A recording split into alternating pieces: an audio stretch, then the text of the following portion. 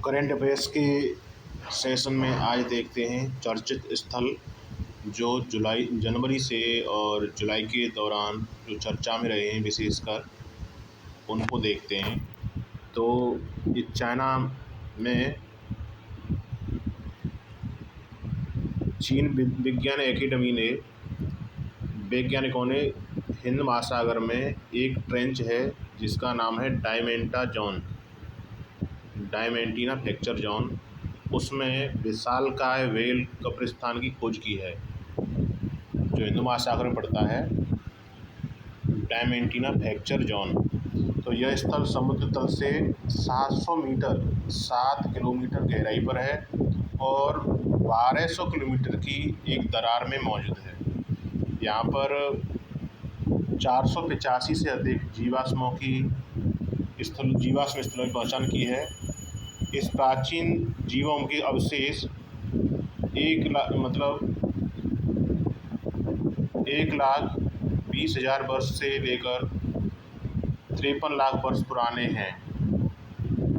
Nature में छपी research के अनुसार यह पृथ्वी का अब तक का सबसे बड़ा और गहरा व्हेल कब्रिस्तान है।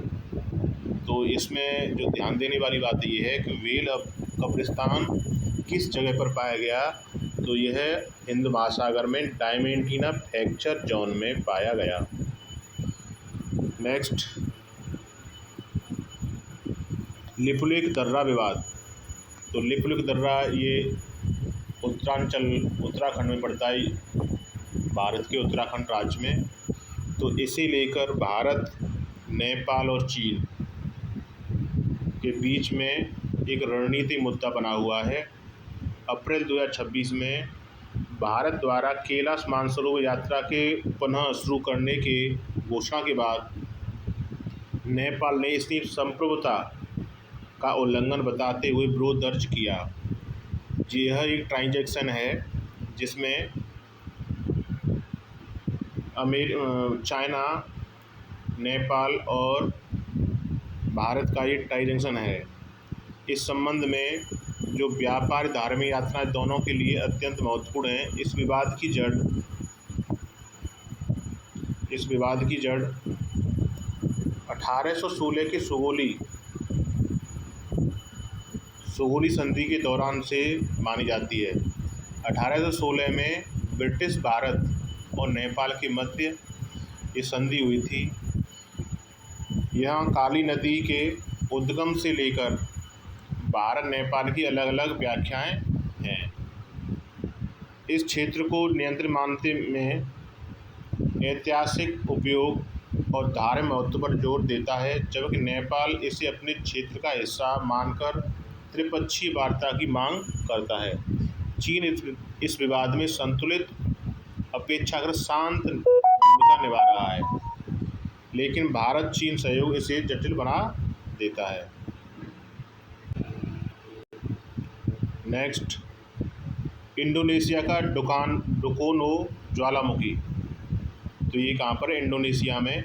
ये 8 मई को इंडोनेशिया के डुकोनो ज्वालामुखी में विस्फोट हुआ, जिसकी राख और विशाल गुब्बारा 10 किमी तक आसमान में फैल गया।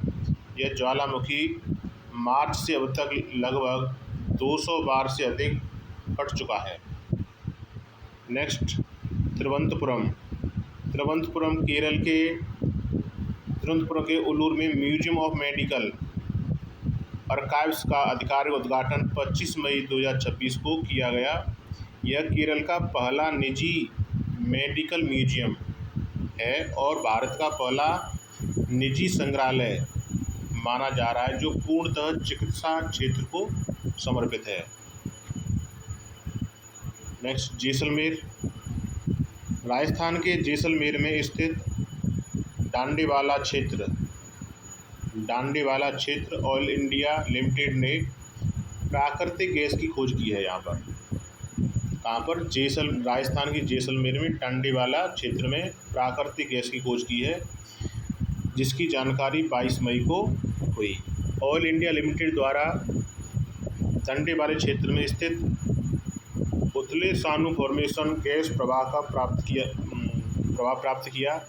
इसका उत्पादन 25,000 स्टैंडर्ड क्यूबिक मीटर प्रतिदिन का अनुमान है। तो ये इसमें की पॉइंट है कि डंडी वाला क्षेत्र कहाँ पर है, राजस्थान में, और किसके लिए जाना जाएगा, ये प्राकृतिक गैस के लिए। नेक्स्ट हजारीबाग। हजारीबाग झारखंड में एक जिला है। भारत सरकार द्वारा भारत का पहला एकमात्र पर्ल फार्मिंग क्लस्टर चुना गया है। पर्ल मतलब मोतियों का कृषि, मोतियों कृषि, पर्ल फार्मिंग क्लस्टर चुना गया है।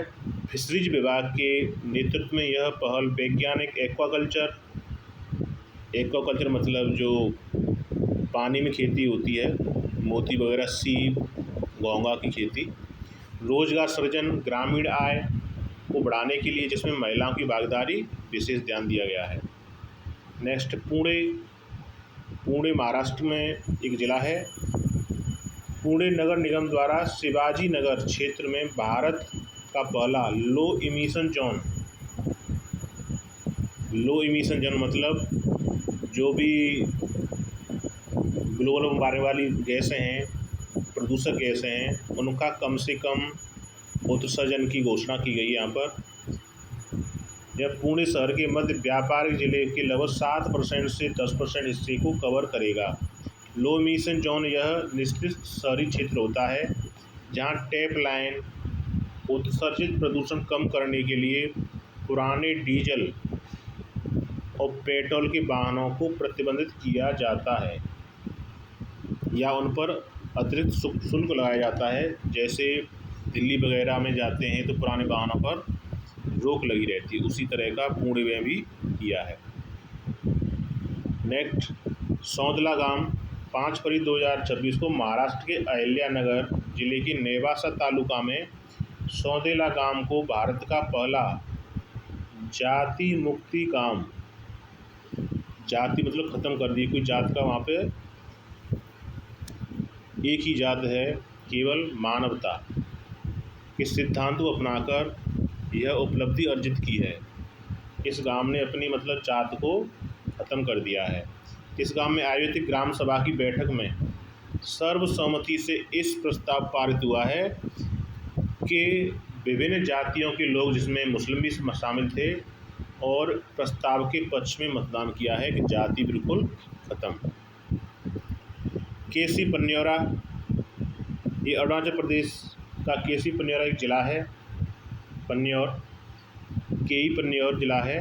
भारत का पहला बायो हैप्पी ज़िला बनाने जा रहा है, मतलब बायो हैप्पी। यह ज़िला जैव विविधता के संरक्षण, स्थानीय लोगों की सुख समृद्धि को बढ़ावा देने के लिए विकसित किया जा रहा है।